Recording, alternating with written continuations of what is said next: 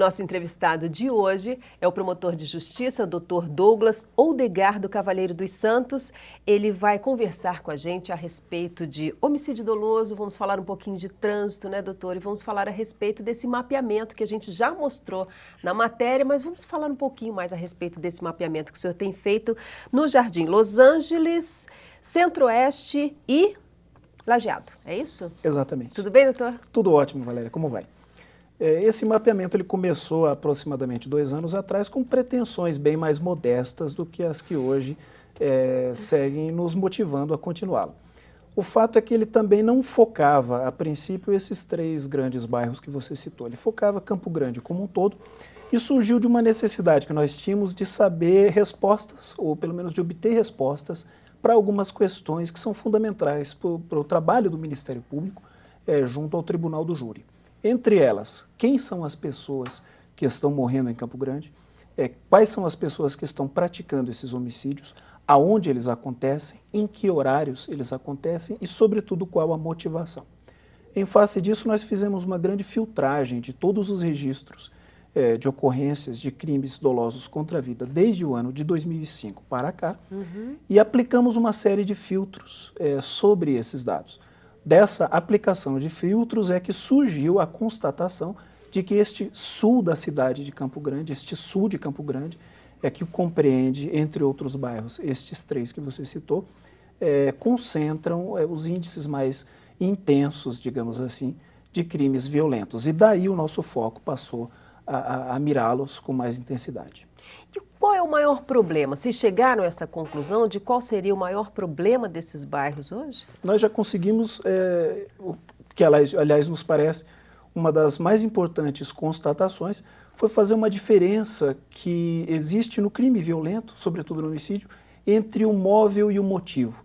Existe uma impressão popular e até institucional de que a droga é o grande motivador do crime violento na sociedade de hoje. E, de fato, ela é um fator... É o que nós discutimos todos os dias, né? Exato, e ela, de fato, é um fator dos mais preponderantes. Mas o que nós observamos é que, ainda que ela tenha uma relevância, ela se mantém na esfera da motivação na maioria dos casos. O que nós temos, e isso é que nos tem interessado muito, é a presença da bebida alcoólica como móvel desses crimes de homicídio e circunstâncias ambientais que se tornam fatores que levam a um ambiente mais favorável à prática desses atos ilícitos. Que é a droga lícita, né? Que você pode sentar num bar Exatamente. E pedir o que você quiser beber, Exatamente. né? E ela age exatamente naquela última linha, naquele último limite do ser humano, que muitas vezes tem uma motivação para agredir uma determinada pessoa. Em alguns casos, é de se reconhecer, a pessoa tem até uma tendência violenta, um comportamento um pouco mais violento, mas tem um freio que é comum a qualquer cidadão, que existe em sociedade. E às vezes este freio é desativado por conta exatamente desse último vetor, que é a presença do álcool, que atua como um desinibidor e leva a pessoa a converter aquela tendência, predisposição ou aquela motivação num ato concreto, que é o ato de violência. Mas, doutor, você falou do desinibidor. É quase uma questão cultural, né? Porque são pessoas que geralmente trabalham na construção civil, pessoas que trabalham, fazem uma mão de obra um pouco mais bruta, que na hora do descansar ele resolve parar no barzinho da esquina e acaba se excedendo às vezes. Ainda se confirma esse posicionamento ou não? Esse álcool está se abrindo um pouco mais?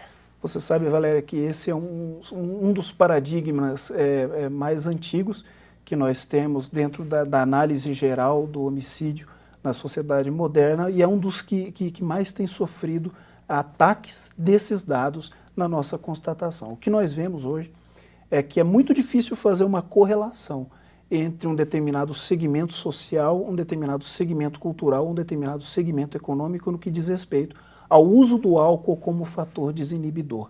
Nós temos tido em Campo Grande, e isso é um dado bastante preocupante, a presença do álcool atuando como fator de deflagração do homicídio na extrema periferia, com pessoas bastante humildes e às vezes sem nenhuma uma estrutura cultural que as leve a desviar aquela vontade criminosa, mas também temos o álcool como um fator desinibidor no centro da cidade, nos bairros nobres, muitas vezes com jovens estudados que se desinibem e deixam aflorar comportamentos violentos, causando fatos tão danosos quanto os anteriores. Então, o que nós percebemos hoje é que a sociedade como um todo está sofrendo com a presença do álcool nos universos qualificados pelo crime violento.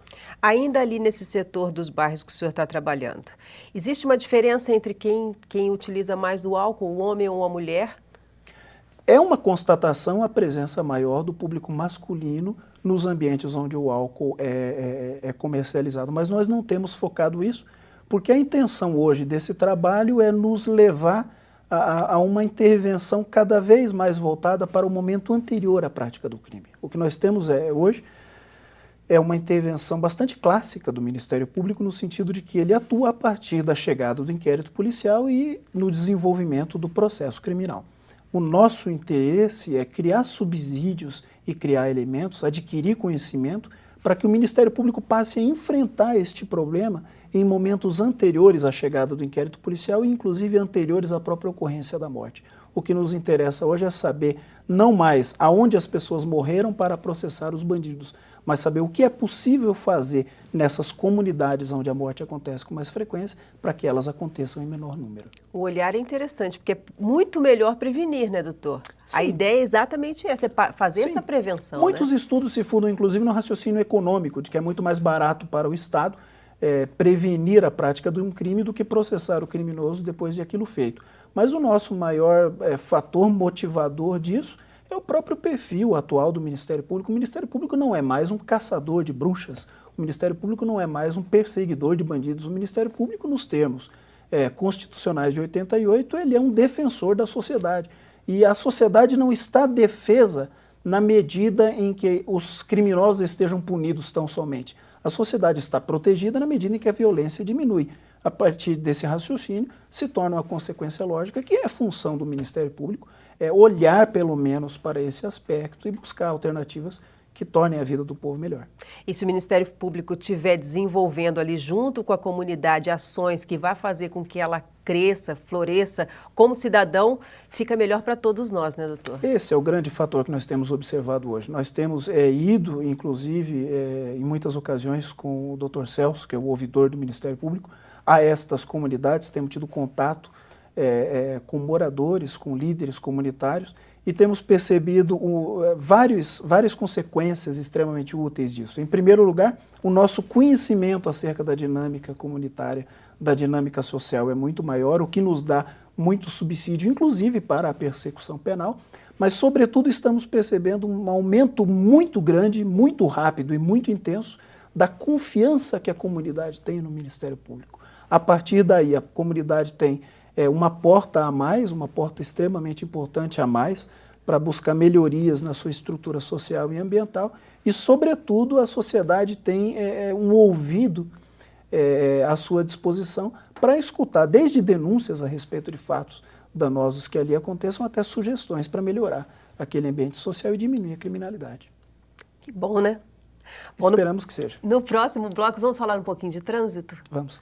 Então, no próximo bloco, nós voltamos aqui com o Dr. Douglas para falar um pouquinho mais a respeito de trânsito. Muito cuidado aí nas ruas. Nós já voltamos.